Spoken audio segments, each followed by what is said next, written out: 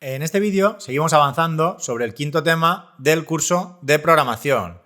Y lo que haremos será seguir con el ejemplo que desarrollamos en el último vídeo para repasar algunos de los elementos básicos de la programación orientada a objetos. En concreto, repasaremos el concepto de atributo, de método, de mensaje y de instanciación.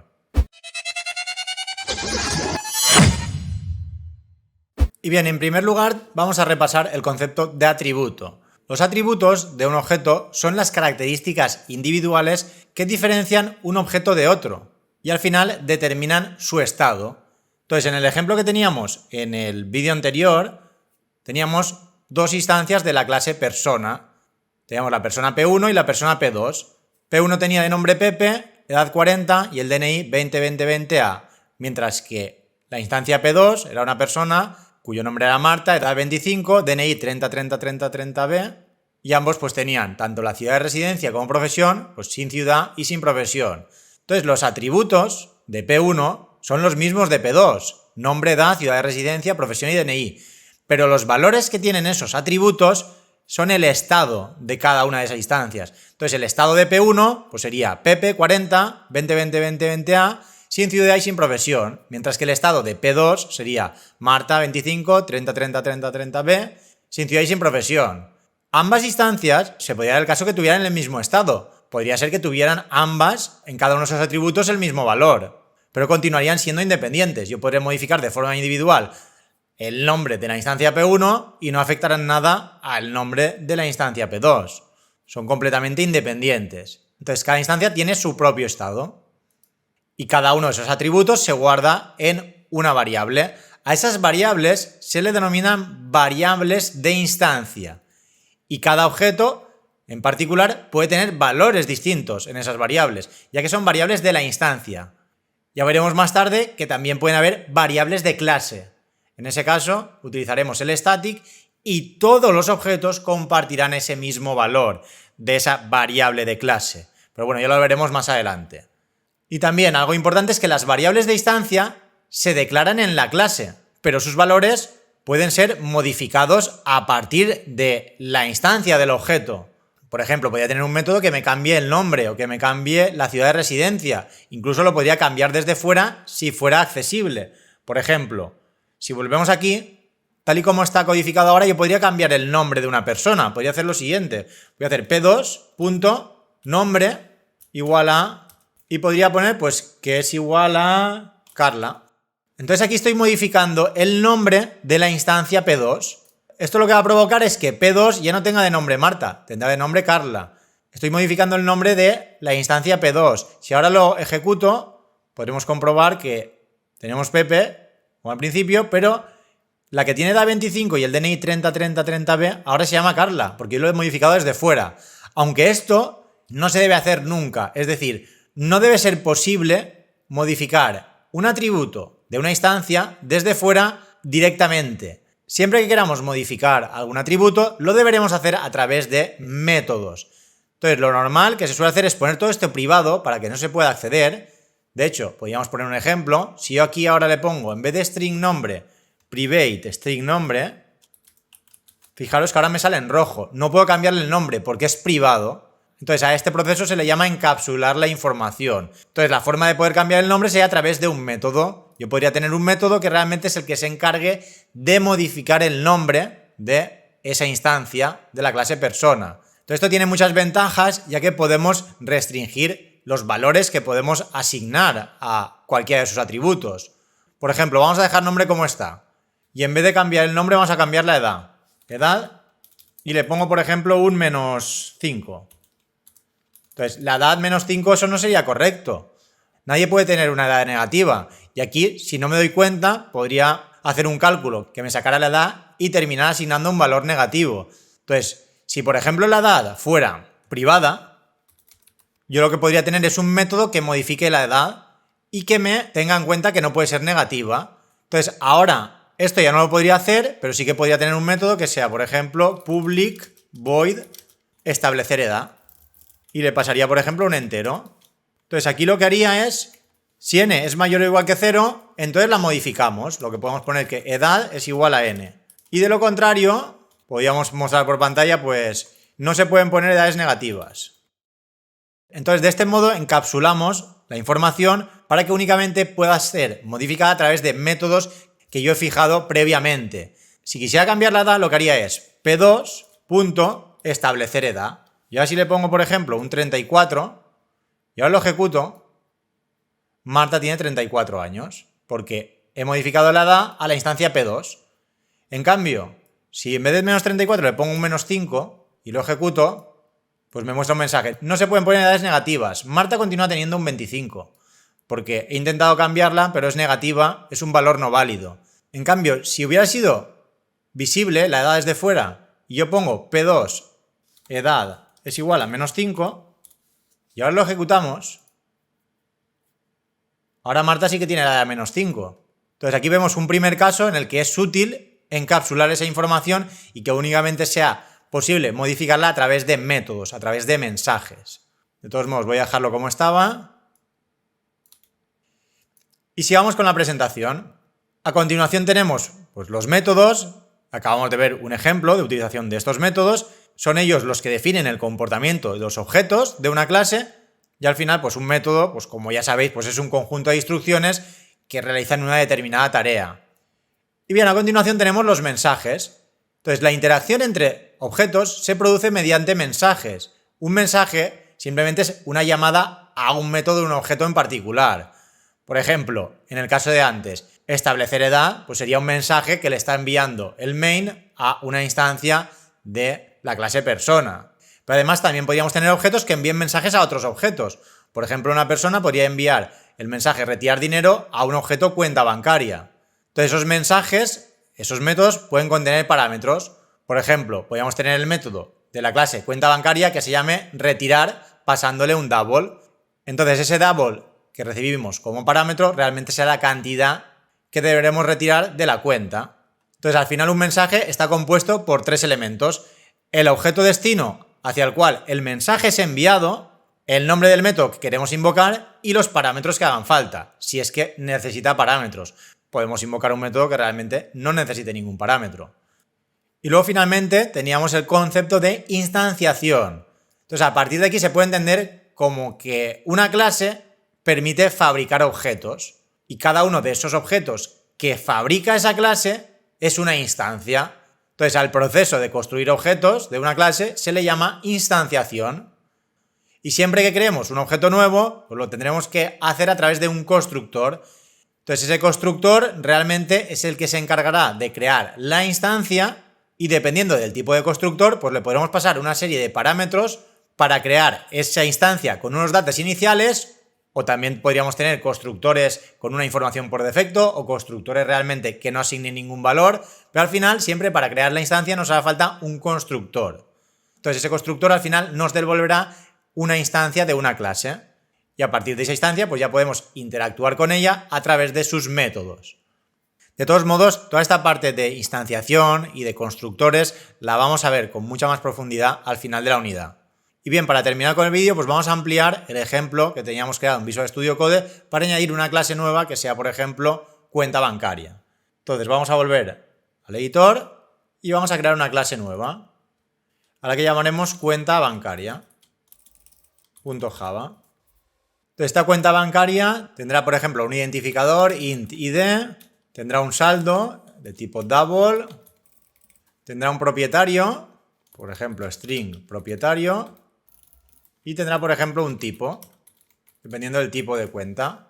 Y aquí pues podríamos tener un constructor que sea public cuenta bancaria, donde le pasaremos pues el número de cuenta, por ejemplo, num, y de momento ya está. Entonces podríamos decirle que el identificador sea igual a num, luego que el saldo sea igual a 0, el propietario sea sin propietario y que el tipo pues sea corriente, por ejemplo.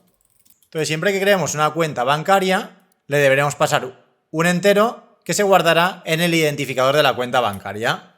Y luego aparte podríamos tener pues varios métodos, por ejemplo, un método que sea ver saldo y que por ejemplo nos muestre una string, pues un sysout, el saldo de la cuenta es, dos puntos, lo concatenamos con saldo y lo concatenamos con euros. Y podríamos tener otro que fuera, por ejemplo, public void ingresar. Le pondríamos un double como parámetro y otro que fuera public void retirar. También le pasaremos un double. Entonces ingresar realmente lo que haría es a saldo sumarle el valor de n y así lo añadimos. Mientras que retirar lo que hace es restarlo. Saldo menos igual n. Entonces aquí también se podría pensar pues que directamente, ¿por qué no hacerlo desde aquí? Es decir, tener visible el saldo y desde fuera cambiarlo. Pero ya dijimos en el último vídeo que esto no es nada recomendable. Entonces lo mejor es encapsular esa información y a través de métodos poder modificar el valor de esa propiedad. Entonces ahí pues podríamos tener en cuenta que si al ingresar ponemos un valor negativo o al retirar un valor negativo, pues que no se haga la operación, o que si por ejemplo no hay suficiente saldo no se pueda retirar. Entonces todo esto se podría hacer a través del método y quedaría encapsulado aquí dentro. De este modo, si tuviéramos muchas cuentas, pues no deberíamos hacer esas comprobaciones en cada una de las cuentas. Entonces al hacerlo directamente dentro de la propia clase, esa comprobación, pues el código lo estamos reutilizando al máximo. Entonces aquí podríamos ponerlo, por ejemplo, al retirar if saldo sea mayor o igual que n, entonces sí que se retira. Lo podemos retirar. En cambio, si no, else, pues podríamos mostrar un mensaje, no se puede retirar, no hay suficiente saldo. Y podríamos poner aquí error. Entonces al ponerlo aquí, da igual sobre qué instancia de la cuenta bancaria haga un retiro, que siempre que no haya suficiente saldo, me mostrará ese error. Entonces, si esto lo tuviera que hacer desde fuera, pues tendría que hacer esa comprobación cada vez que intente retirar. Entonces, uno de los principales objetivos de la orientación a objetos es la reutilización del código. Entonces, esta es una forma muy clara de reutilizar código, ya que se va a reutilizar por cada una de las instancias de la clase cuenta bancaria. Si ahora, por ejemplo, pongo aquí la cuenta bancaria y creo una cuenta nueva, por ejemplo, cuenta bancaria C1 igual a new cuenta bancaria, y le ponemos de número de cuenta, pues la cuenta número 1, y luego la cuenta número 2, cuenta 1 y cuenta 2.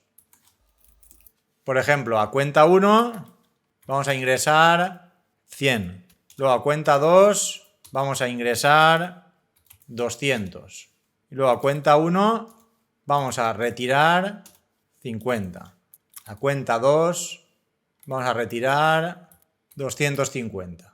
Si ahora, por ejemplo, vemos el saldo de la cuenta 1, ver saldo, y cuenta 2, ver saldo, aquí para poder identificarlo mejor, pues podríamos poner que el saldo de la cuenta concatenado con el número de la cuenta, que sería ID, así de este modo podremos ver el número de la cuenta y se podrá ver el mensaje más completo. Ahora cuando lo ejecutemos, en primer lugar me da un error, no hay suficiente saldo.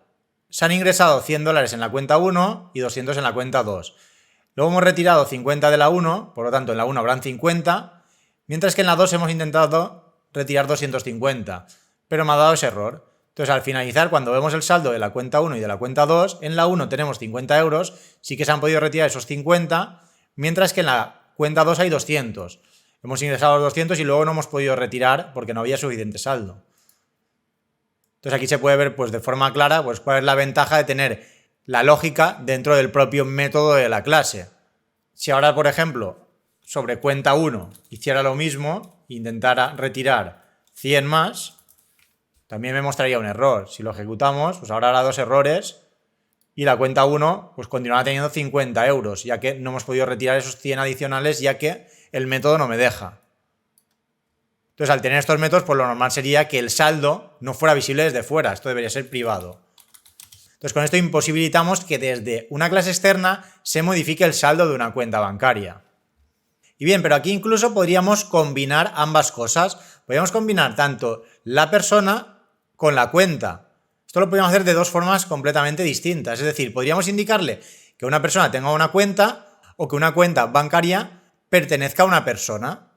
Entonces, ¿cómo podríamos hacer esto? Pues en vez de string propietario, yo aquí podría ponerle persona propietario. Entonces tendría una cuenta asociada a un identificador, un saldo, un propietario que es una persona y podría acceder a todos los datos de esa persona y luego un tipo de cuenta. Entonces aquí en propietario ahora me da un error porque propietario no es una string, podría no poner nada y entonces en principio el propietario estaría nulo, no tendría propietario. Pero podría incluso pues ponerle un propietario en el constructor, que sería un objeto de la clase persona, o incluso un método que sea añadir propietario.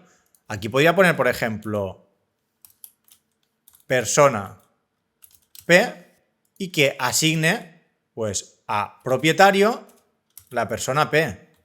Entonces ahora cuando cree una cuenta bancaria, además deberé ponerle un propietario. Fijaros que ahora me da este error. Entonces podría ponerle pues que la cuenta 1 tenga de propietario a P1 y la cuenta 2 tenga de propietario a P2. Entonces tendría una cuenta asociada a una persona. Incluso podría ver a través de un método los datos de la cuenta bancaria y de la persona. Podría tener aquí también un método que sea public void, mostrar datos, y aquí podríamos mostrar en primer lugar el saldo de la cuenta. Podríamos incluso invocar al propio método ver saldo para que me muestre el saldo, y aparte luego voy a poner otro sysout antes, por ejemplo, indicándole el propietario es, y podría incluso llamar al método de la clase persona mostrar datos. Aquí abajo podría ponerle la persona la tengo en propietario, pues como propietario realmente es una instancia de la clase persona, podría poner también mostrar datos. Entonces, si ahora invocara al método mostrar datos sobre una instancia de la cuenta bancaria, me mostraría el propietario es, luego los datos del propietario y luego el saldo de la cuenta. Si ahora volvemos aquí y después de las operaciones que hemos hecho sobre las cuentas, además pongo cuenta 1, punto mostrar datos, me mostrará los datos de la cuenta 1. Si lo ejecutamos, fijaos que me dice, el propietario es Pepe con su DNI, su edad, sin ciudad, sin profesión, y el saldo de la cuenta 1 es 50 euros.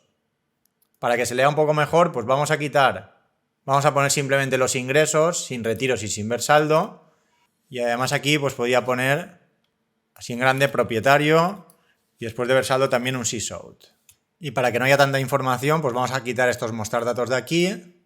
Y aquí incluso pues vamos a poner unas líneas para que se vea bien la separación. Entonces ahora si lo ejecutamos, todo esto me lo imprime realmente el método mostrar datos que tenemos en la clase cuenta bancaria. Ese método imprime en primer lugar propietario, luego invoca al método mostrar datos de la clase persona, que demuestra todos los datos de la persona, serías de aquí, este método que luego pone un salto de línea, y finalmente me indica el saldo de la cuenta a través del método ver saldo de la propia clase cuenta bancaria.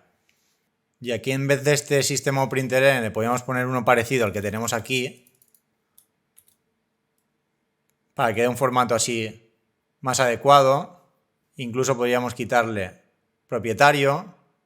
Esto ya es la personalización que queramos darle a cómo se va a ver la información por pantalla. Y aquí podríamos mostrar los datos de la otra cuenta, de cuenta 2. Entonces, si ahora lo ejecutamos, pues tenemos la primera cuenta de Pepe, el saldo de la cuenta, y luego tenemos los datos de Marta con el saldo de su cuenta. Y nada, de momento lo vamos a dejar aquí, y en el siguiente vídeo empezaremos a ver las características de la programación orientada a objetos.